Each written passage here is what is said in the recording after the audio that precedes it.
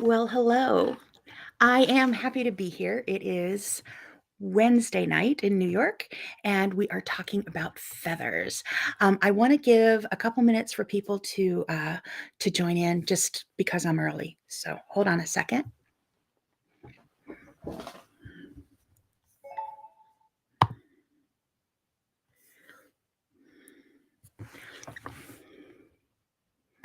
Hi, I'm Debbie Brown, and welcome to Feather Along, Lesson 6. I teach at debbiebrownquilts.com. Hi, Madeline. I'm glad you're here. I teach machine quilting um, at debbiebrownquilts.com, and you can find online classes there. And you can also find me at Debbie Brown Quilts at YouTube, Facebook, Instagram, any social media.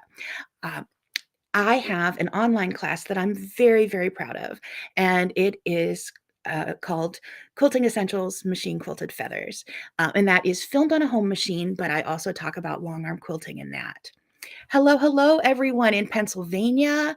Um, I before I jump into the lesson tonight, I just want to talk a little bit. I had to find some of these again. Hello in Texas. So I live in New York. I live 70 miles north of New York City, maybe not even that far. And right now, I figured out why I was so grumpy yesterday. I couldn't breathe. I was back. So I have a live video that I do on Tuesdays as well. And I pulled out my pulse oximeter again, and I'm grumpy because I'm not breathing well, nor is anyone in New York. So let me share a photo here. Oh, that'll do. So this is an air quality map, and if you see this purple area right here, that's where I live. There have been wildfires up in Canada, and that's been really, really terrible for them. But they haven't kept their smoke to themselves. It's drifted over, so we've been under terrible, terrible air quality, and it's really dark here, and everything smells like smoke, and the light's really funny, and it looks like Armageddon. So that's what's been going on here. Let me stop sharing that and come back and see you.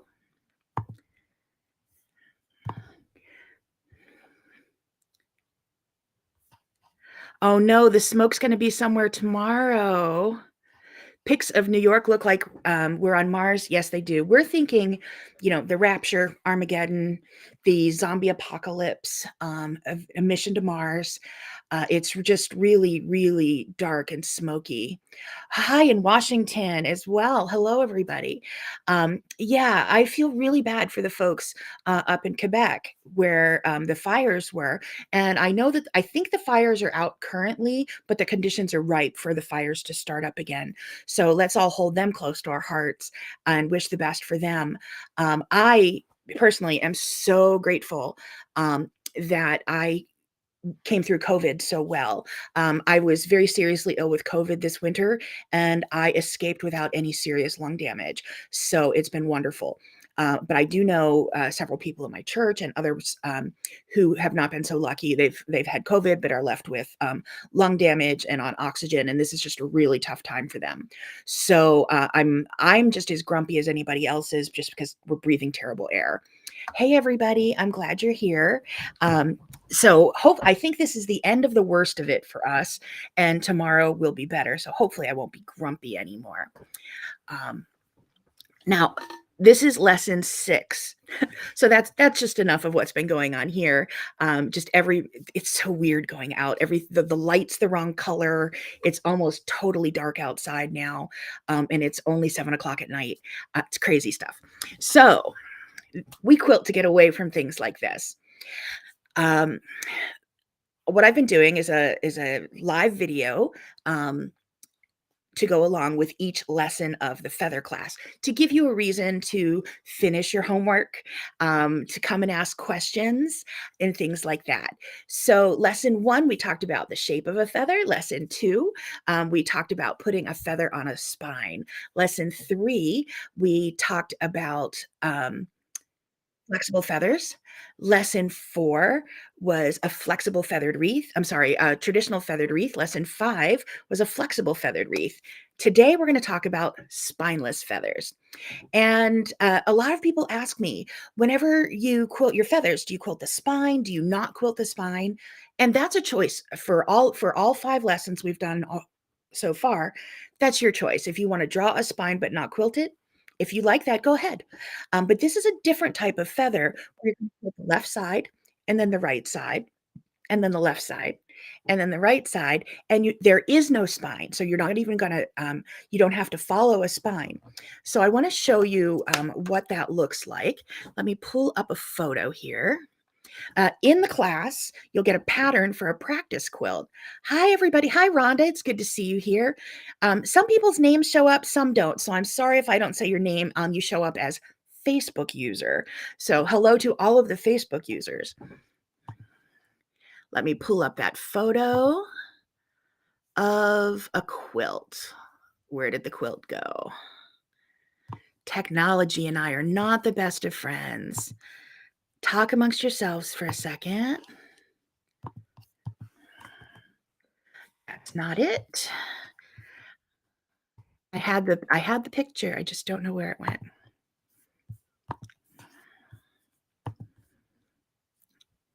There it is. Okay, let me share that. It was on my computer. I just couldn't find it. There it is. Hello, that's the picture I was looking for. So that picture is called Wound Up. I mean, that quilt is called Wound Up, and the pattern for that is in the class, because I give you a practice with a purpose pattern for each of the new lessons. And whenever I quilt this, if you can see my cursor, I start in the middle and quilt feathers in this direction, going out and out and out and out and out and out and out until I'm done. And I have video on how to do this in the class. If you're working on a home sewing machine, that's super duper easy. Just start in the center and work your way out, keep turning. If you are working on a long arm machine, it's a little more challenging because you can quilt this way and down a little bit and then roll up. Then you'll quilt here and this way and down. But the quilt isn't that big, so you can actually start in the middle, quilt here, and just roll up and down and up and down and up and down. And it does work. So that's the quilt I give you to practice it on. But you can practice it in any border you like, and you can practice it in sashings, things like that. Let me go back and see the comments. Let's see. So someone asked me if I have an app. I am not sure what that's referring to. My classes are on the Teachable platform because they host everything and they do the interaction and they handle all the taxes from all the different countries. So that's why I use a platform for it. It's not technically on an app. It is a platform. If you're asking a different question, please ask again. I'm sorry that I'm being a little dense today. I'm oxygen deprived with the wildfire smokes here. Let's see. I have another. I'm a bit late, but you made it. I'm glad you made it. You're never late. This is stored on Facebook in my machine quilting group, and it's also stored on YouTube, so you can come back and watch it later. You loved making the wound up quilt and quilting it. Oh, I'm so glad. I did too. I've given mine away, so I can't show it to you, but I do plan on making more. So let's talk about what this feather looks like. Let me pull up another screen. Always dangerous. And an app is used on a phone or a smart TV. No, I know what an app is. I have apps. I use them. They're on my phone. I'm just not sure what my app would be. I also have appetizers. But I do not have a Debbie Brown Quilts app. I don't have a machine quilting app, even though I've given birth to a software programmer. Don't think we haven't had that discussion with my adult child. Let me share and go into a drawing screen here. Here we are. Okay, so this is my screen, and I got to put up some I got to put some color because I was drawing in white before, and that's just not going to cut it here. So when I'm quilting a feather without a spine, I am going to find the middle of my quilting area. And we're going to talk about quilt marking too, just a little bit. So what I'm going to do is start in the center, and I'm going to quilt my feather with no marking in the center. I mean, no stitching in the center. And then I'm going to quilt a feather in the other direction, and the other direction, and the other direction, like that. Now, this is a little hard for me. This is not the easiest feather that I do. I mean, I can do this quite competently, but I have trouble changing directions. With all of the feathers I've taught thus far, I talk about doing all the ones on one side and then going back and doing all the ones on the other side so that you don't have to change directions. Here, I am changing directions. So I find what helps with me changing directions is every time I land in the middle, to stop. I can either take my foot off the foot pedal of the sewing machine, or I can press the off button on the handlebar of my long arm. And then I can get my hands and my brain to catch up with each other. So, okay, I went up, pause. Now I'm going to go down, pause. Now I'm going to stitch up, pause. Now I'm going to stitch down, pause. And that way I'm thinking about what I'm doing before I'm actually doing it. And that helped me a lot. Let me stop sharing to go back and see if there's any questions. Nope, no questions have shown up yet. I'll go back to the screen and we'll do a little more. We're going to talk about corners because corners are a little different on this.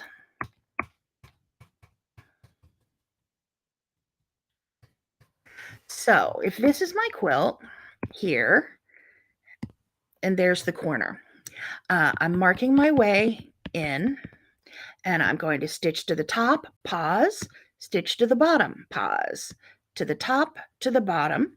And now I'm going to want to go around the corner. So I'm going to want to fill up all of this area. That means I'm going to stitch to the top, to the top, to the top, to the bottom, to the top. I guess that's now left and right. But do you see how that's going?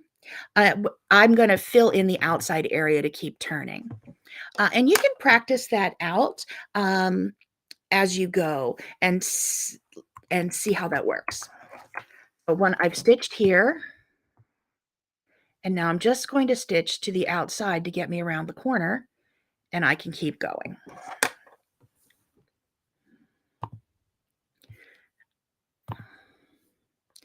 Did that make sense for you, how I take that feather and turn around the corner?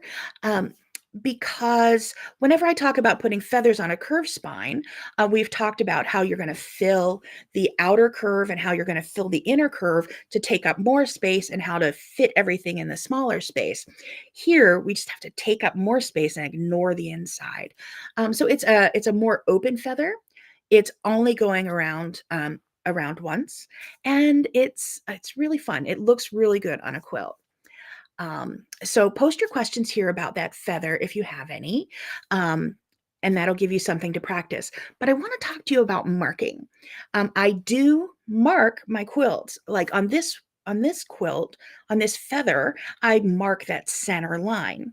What I may also do, if this is the outer border of my quilt, is I may mark a 1/4 inch in from the outside of the quilt.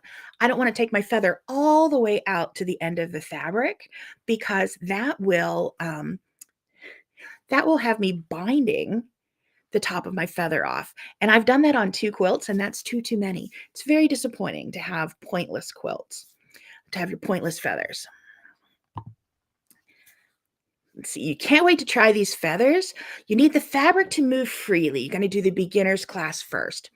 Again, this is a Facebook user. I'm not sure to whom I'm speaking, but what I found that helps is whenever I'm moving fabric on a sewing machine, if that's what we're talking about, what I do is I have to think about Goldilocks. Let's see. I don't push down too hard. Because if I push down on the fabric too hard, like I can't see there's no blood in my fingertips when I'm pressing too hard. I'm holding the fabric to the tabletop. So I wanna hold it, but push it in the way that I want the quilt to go. So I don't push down too much. I push more in the direction that I'm going. Hopefully that helps. And usually, the one difference that I have between teaching in person, which I've done it, you know, tens of thousands of students over the last 15 or so years, 15, 20 years, um, is I can tell when people are doing that. They're pushing down and their shoulders are somewhere up north of their ears. So don't push down so hard. And I think that will help. That's usually the concern. A lot of people have asked if I use like a super slider, supreme slider, whatever those are called. And I don't. I've never felt the need to. I don't have any problem with anyone else using it, but I have no problem with getting an entire quilt to move. I can move a queen size quilt, a king size quilt, just with a little bit. Without tiring my arms and hands out. Because I don't push down too hard, I let it go the way it goes. Oh, hi, Trudy. I was guessing that was you. Yeah, the death grip is, let's see. You have a death grip, and the death grip is going to get you every time because I know you want to make sure you have a grip on it, but you're pushing it down to the table and you're not pushing it in the direction that it needs to go. I don't mean to say that as a blaming thing. I'm just, I know what I did whenever I started quilting, and that made all the difference to me. So Rhonda, the 1/4 inch gets you every time. And you're talking about the 1/4 inch of the binding around the edge of your quilt.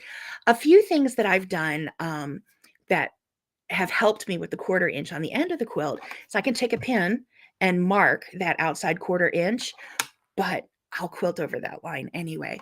What I usually do is I take 1/4 inch masking tape, which I should have a roll of it here because I'm sitting in front of my sewing machine. Let's see. And my tool tray is here. Anyway, I take a roll of 1/4 inch masking tape, quilter's tape, and put that on the end of the quilt. So whenever I quilt, it's like a physical barrier. If my needle happens to go over the 1/4 inch masking tape the quilting tape, if my needle happens to go through that, it just perforates and tears away. So it's not a problem, but it's more of a physical barrier to me, reminding me to stop than a line that I've drawn on the quilt. So I hope that helps. Let's see. Do I use gloves, a halo, or something else? Thank you for asking. I think all of my stuff, I finished the quilt, so I put everything away. Oh, my word. Sorry, I didn't mean to do that. My desk is on wheels. I use bat scooters, but I have used a halo. I have used a hoop. Gloves, I'm not personally a big fan of gloves. However, I'm not personally a big fan of coffee. There's nothing wrong with coffee and there's nothing wrong with gloves. It's just whatever you're comfortable with. And if you are new to machine quilting and you're not sure what this conversation is about, it is, do I use something on my hands to help me push the fabric? And I do, because I have joint concerns, arthritis and some autoimmune stuff going on. So I don't. I have trouble holding onto the fabric. It tires my hands out. So I don't push the quilt with my fingers. I push the quilt with my palm. I don't try to use my fingertips. So I just drop my hand on. So I can use pads or paddles. I use bat scooters, which are little pieces of foam that have little fingertip indentations. So I just put that between the palm of my hand and the quilt, and it helps push the fabric. A hoop usually has some sort of grip on the bottom. The halo is from Sharon Schomburg. I think she's at Purple Daisy Designs or something, and it has a plastic coating on it that's used for like a plastic lint roller that you rinse the lint off of. It's kind of sticky, but kind of not. So it's not really sticky, but it will attach to the quilt. And that I just put my hands on the edge of that. So that works. See, another question. What do you mark your quilt with? Rhonda, I'll give you 25 cents later. I'll give you a quarter later because I actually pulled up pictures for this one. I personally mark as much as I can with, sorry, my scarf is falling off. I mark as much as I can with Pounce whenever possible. I use Pounce. I will also, Pounce is a pad that has powder in it, and I use that in conjunction with a stencil. A Pounce pad that I wipe over a stencil and then it marks whatever's on the stencil. But what we're talking about right now is marking a center line and marking the end line. And I don't really have a stencil, stencils aren't made for that. So I would be using a pin, PIN. I talk funny. So I will use just a basic blue quilt marker that comes off with water. Now, the secret to using a blue quilt marker is to use a lot of water to get the marking off your quilt. Because a blue quilt marker comes off with water. A purple quilt, it's called a water erase marker. A purple quilt marker is called an air erase marker. Now, living where I live, just north of New York City, I live on the Appalachian Trail. So if you go straight up from New York City and see where the Appalachian Trail comes through, that's exactly where I live. I can walk to the Appalachian Trail. Um, I have 150-foot tall trees. If you see a picture of my house from space, I've gone to Google Earth to see my house. What's really funny is one of those 150-foot tall trees smushed my house, and my house has been rebuilt. That happened in 2019, and then we were finishing building it as the pandemic was starting. But fortunately, we had already purchased the ridge beam for the house. The wood was hard to get. But with all of those trees coming over my house, you barely see my house, except the picture for Google Earth shows just a big tarp because it was while my house was being rebuilt. So I can tell you what month the picture was taken. But with all of those trees, the sun never hits the ground at my house to burn off the dew or the moisture. So we have things are very damp in here. And if I use the air erase marker, it lasts about 10 minutes because just the moisture in the air from being in the forest, like when you go camping, everything always feels kind of damp. That's what it is where I live. So I can't use the air erase markers. They just go away. The blue ones, though, I have had the experience of drawing with a blue marker and then spraying water on it and it goes away. And I remember doing that back in, oh gosh, what year? 2014. 2014, 2015, I started filming for Craftsy. If anybody has taken classes on Craftsy, I have several classes on Craftsy, and that is filmed in Denver. So I was making samples right up until I got on the airplane, and I spritzed out the blue and everything went away. And I got on a plane, got out of the plane in Denver, unplacked my samples to make sure nothing got wrinkled in my hotel room, and all of the blue was back in the fabric. I'm like, what happened? I washed the blue out of the fabric, but some of the blue was in the batting. So I actually threw all my quilts in the bathtub in Denver and just wrung them in a towel and laid them out because Denver is dry. It's mile high, it's high desert, and everything dried really quickly. So if you use a blue marker, be sure to soak the quilt, like to really get it wet rather than just a little spritz or a damp cloth, because you need to get the batting wet to make the blue go away.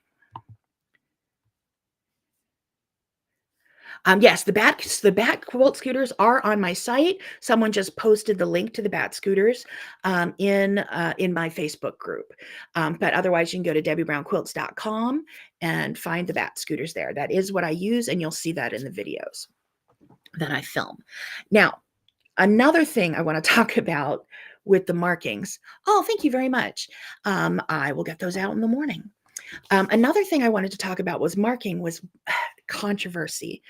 I try to stay away from controversy in all things public because I don't want to be controversial. I want to have everyone have fun and no one get mad. However, there's controversy when you use friction pens. Some people love friction pens. Some people won't use friction pens. Friction pens, if you don't know, you can buy them at a general store, like at the Walmart or Target or whatever. And it's Staples, office supply stores. What they are is pins you write with, and then there's a little piece of rubber on the end that you rub as an eraser, and it's the heat from the friction that makes the ink go away. If you write something and then leave it in a hot car, it'll go away. If you put an iron on it, it'll go away. If you put it in a microwave, it'll go away. Anyway, that's what happens to the ink. And some people say, "Oh, that's great. I use that on my quilt all the time." I have a couple experiences with friction markers. Now, I have friction markers in every color, but I don't necessarily use them on my fabric. Um, I will use them on my fabric if I'm drawing the diagonal line for half square triangles because I'm going to cut on that line anyway. I don't use them on the front of my quilt. Um, my local quilt shop at one point, it had like plaster walls, and we have had some really cold winters here, New York, and they hung a quilt on the wall that someone had quilted, and the cold leached through the wall because it was right next to a window, leached through the wall, and the quilt got cold, and all the markings that it had been black or blue or whatever color friction pen the quilter had used turned like this rust brown orange color and came right back out on the quilt. So a lot of that does happen. So if your quilt gets cold, the markings come back. And I've heard people ask, who would put their quilt in a freezer? I wouldn't put my quilt in a freezer, but I might put it in the car on the way to where I'm giving the gift away or on the way to the post office. And the markings can come back then. And the other thing I want to show you is I took this picture.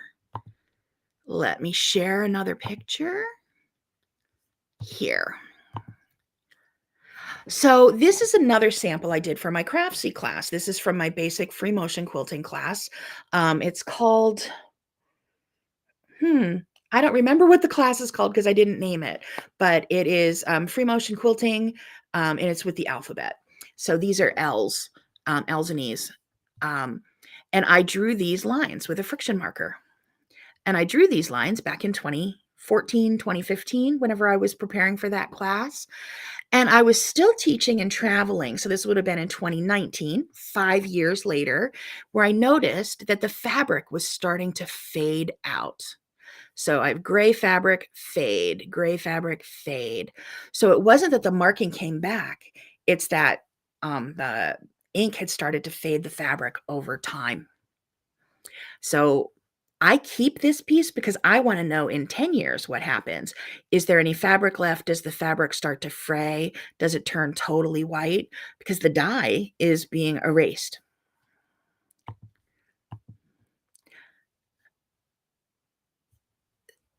So that is what I've had happen with friction pens. I've had it start to fade the ink on my fabric, the dye on my fabric. Now I have quilted for other people, famous quilters in their books, fabric companies, things like that. I would hate to find out 5 to 10 years later that the fabric and the quilt is being destroyed or that markings are coming back, which is why I tend to use the safest options that I can. I will use a white chalk marker, or that blue marker, and be sure to wash it out fully. But what I won't use is friction pens. I will use friction pens again if I'm drawing the diagonal line for half square triangles, because I'm going to cut on that line and that fabric isn't going to be on the front of the quilt. So I don't really worry about that. That's how I deal with markings. Did you have any questions about the feathers or the markings? Since this feather depends so much on marking, I really wanted to talk about markings tonight as well. So thank you, folks. I'm seeing the comments, and again, I can't always see your names. Let's see. Everyone has different opinions on marking pens, most definitely. And I never want to tell you always do that, never do this, never do that. But I will tell you my experience is that I've had the friction pens over time fade the fabric. It takes the dye out of the fabric. Okay, so that is lesson 6. If you are stitching these feathers, definitely, I would love to see what you're doing. You can post it in Debbie Brown's Machine Quilting Studio Facebook group, the longest name of a Facebook group ever. I'm sorry. Debbie Brown's Machine Quilting Studio Facebook group, or you can tag me on all social media as @DebbieBrownQuilts, which is where you're finding me now. So spelled just like where you are, that is my name on every social media platform. So tag me. I would love to see what you're doing. Without any, no kidding at all. The thing that makes me happiest in quilting is teaching you how to quilt. I mean, I quilt for my own enjoyment. I quilt for my livelihood. But what really makes me excited is that you can quilt. So thank you for following along. I'd love to see what you're doing. Come back next week. Next Tuesday, I'll talk about what's new in Debbie Brown land and in Debbie Brown quilts. And then next Wednesday night, we'll talk about the next lesson of feathers. So thanks for tuning in. Wherever you are, if the smoke's coming your way, it messes with your oxygen, so just take it easy. Not a lot of yard work. Stay indoors. Run the air filter, the air conditioning if you have it. If you go outside, wear the mask that we all have, okay? Take care of yourselves. Take care of each other. And happy quilting, everyone. I'll see you again next week.